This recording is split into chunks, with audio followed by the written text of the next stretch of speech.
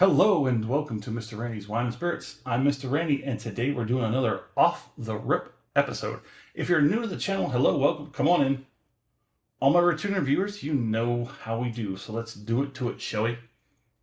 So I've been messing around with this new microphones and audio system.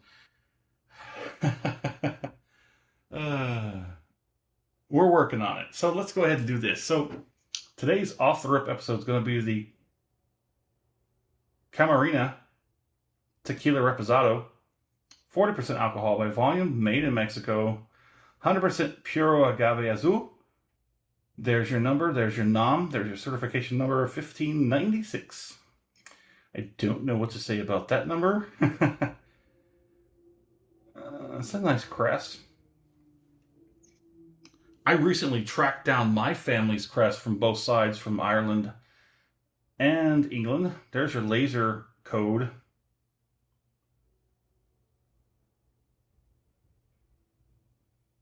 Produced and bottled by Casa Tequila. Stop looking through the camera. And okay.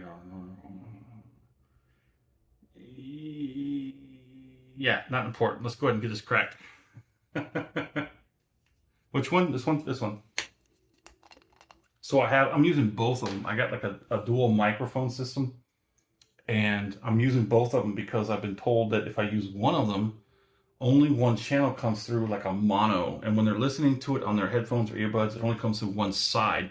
But they say if it comes in on tablets or anything that uses like a mono speaker system, it's fine. I'm not sure, but just in case, we're going to use both speakers. Let's go ahead and get this pour on. Ooh. That's really light. That is really light. That's like, yeah, that's like, you got to check it. Is it a Reposado? It says it's a Reposado. So when you're dealing with a Reposado, it's anywhere from like 3 to 6 months. I think is the absolute standard bottom of the barrel kind of, you have to let it rest. But more often than not, you'll find that some distillers will actually barrel rest their tequilas no less than 6 months, upwards of 8 months, 9 months. Anything after that, then you start going to you go into añejo and whatnot. Let's get it under the nose. Ooh, I like that. So this bottle was, let me think about it. It's been a while. This has been sitting on the shelf for almost 2 weeks. It's been sitting on the shelf for almost 2 weeks. I've been busy. I took some time off. Every so often, I'll take a time off. I'll take a few days, upwards of a week. Not necessarily a dry week per se, but what I might do is I buy some gin, because I love gin and tonic. You could just drop a shot of gin in a glass of tonic water with some ice, and just kind of like easy sip it while I do some work, homework, desk work, you know what I'm saying? Just at the end of the day, I don't have a bottle review to do. Everything is just kind of sitting and waiting, and it's kind of blah. Sometimes days, even a week could go by before I can actually do the next step in the video system, the process. But while we're there, I do a 3-part system to my review system. Allow myself to introduce myself. Yeah, it's one of those moments. Anyways, off the rip, episode 1. We get it home, we crack it open, we have our first pour. Share my first impressions with you because that's what we do. Part 2, full review time. We drink it down halfway, put the cap back on it. It's a plastic cap. It's fine. It's fine. Everything's fine. It is a 375, correct? Yes. They do have a full 750, and in some places you can find a 1 liter or a 1.75 liter. I chose a 375 because the standard 750 is a little bit more expensive, and I have no idea about this, so I like to try it before I buy it, but yet I know it's stupid. But anyways, it's actually, I'm getting on the nose. I'm getting ahead of myself. Anyways, put the cap back on it, put it on the shelf, put it there for a week because it's a 375.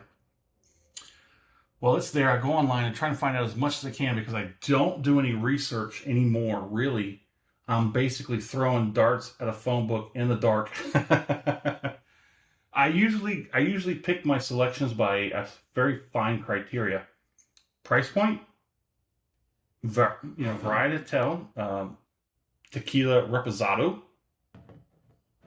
and sometimes if it's Scotch, you have a percentage ABV or a finish, a cask finish. Tequila reposado is basically a straight narrow hallway. But anyways, I go online, find probably next to nothing, come back, we still talk about it. I will score it, continue to drink it, because part 3, final pour episode, we have that final pour in the glass compared to the first pour off the rip and everything in between. It's very light. I have been looking at this bottle for a couple months. The full 750, to be honest. When I found it in the 375, I'm like, I think the universe is telling me it's time. Come to Butthead. I love you. Come to Butthead. The nosing is very light. I am getting some, hold on. I think white pepper. I'm trying to figure out what kind of agave. Is it roasted? Baked? I think it's baked, because the roasted is a little bit more smoky, a little bit more dry. It's actually, you got to get deep. I'm sorry, but you got to get deep. I know we're burning time here. Let's go get on the palate.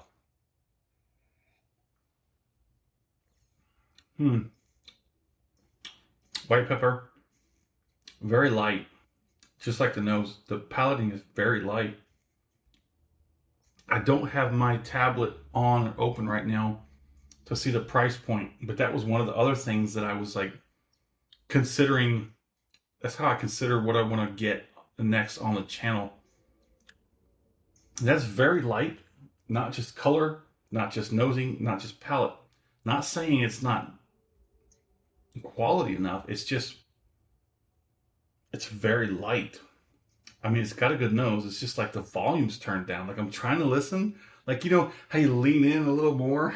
Like you keep leaning in and in and in and in, trying to hear it. Let's go and get this next one on.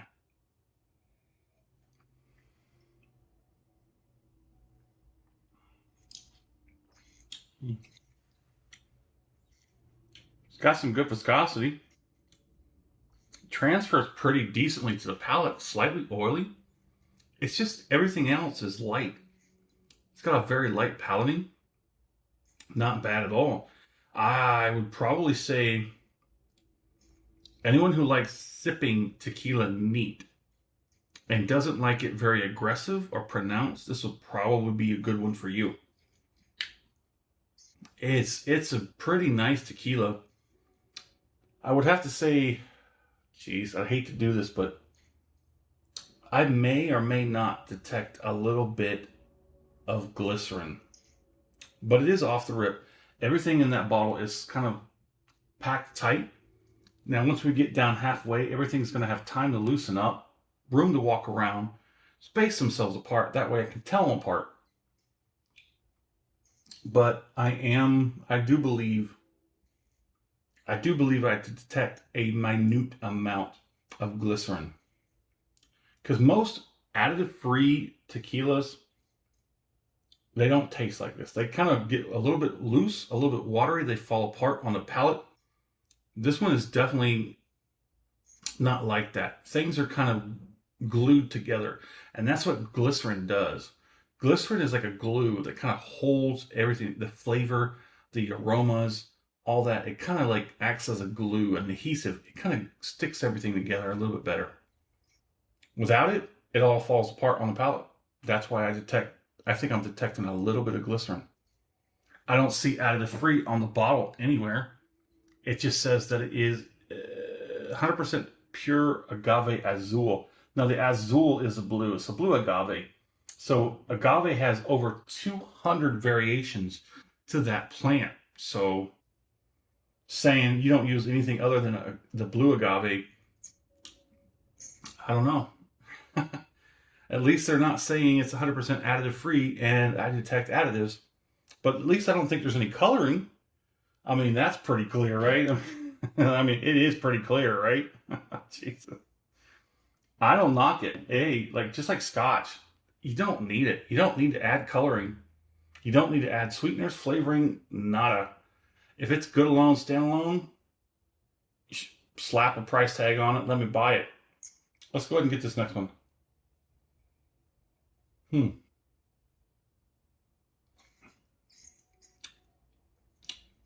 It's not bad. It's just really on the lighter end. Like I said, I can't remember how much I paid for this, but it's a $3.75. I know that the $7.50 was a little bit kind of questionable for the price point. And, you know, not being known to me, I don't know this brand, I don't know this label. So I was like, okay, I'll put it on the lower end of the list. Once I saw it at $3.75, I pulled the trigger. I said, throw that in the bag as well. We'll do that one. If you liked the video, go ahead and hit that thumbs up button. If you have not subscribed to the channel as of yet, go and do so while you're there. That way all the content comes to you as soon as I release it. Let's do the finish.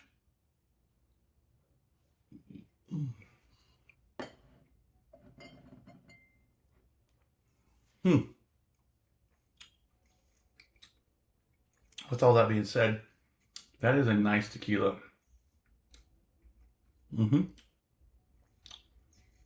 I'm going to peg it as a good one. I don't care. If it's got glycerin in it, I don't care. As long as it's got not like, you know, it doesn't have like uranium in it. As long as it's not like going to kill me anytime soon. It's not poisonous or anything. Like I said, it's a whole issue with tequila and the industry, the current climate of the industry today. Tequila is in such turmoil. Japan has tightened up. They've tightened up their regulations when it comes to their libations. Ireland's good. Scotland's good. Bourbon has always had it locked down. And if anyone steps a toe out of line when it comes to bourbon, oh my God, they get that toe chopped off. And they tell you to get back in line. They're hardcore. American whiskey is the Wild Wild West. The Wild Wild West. Tequila is gangster territory. They do whatever the hell they want because nobody's enforcing it. But they've changed that the past couple of years. Slowly, they built up this whole thing where like, hey, we're getting it under control. And it shows because Diageo, I'm looking at you, Diageo. We're all looking at you, Diageo. We know what you're doing. We know what you're doing. Camarena, Tequila Reposado. It's pretty good. I'm going to say I am not going to believe, if you tell me it's additive free, I'm not going to believe you. But I will say I believe you when you tell me it's a good one. So there it is. In the comment section, I'd like to know where you're at. What are you currently drinking? Have you had a Camarena? What's your favorite type of tequila? Blanco, Reposado, Anejo, Cristalino? I don't care for Cristalino. But anyways, there it is. As always, thanks for stopping by here at Mr. Randy's Wine and Spirits. I'm going to call it a good one for now. How about that?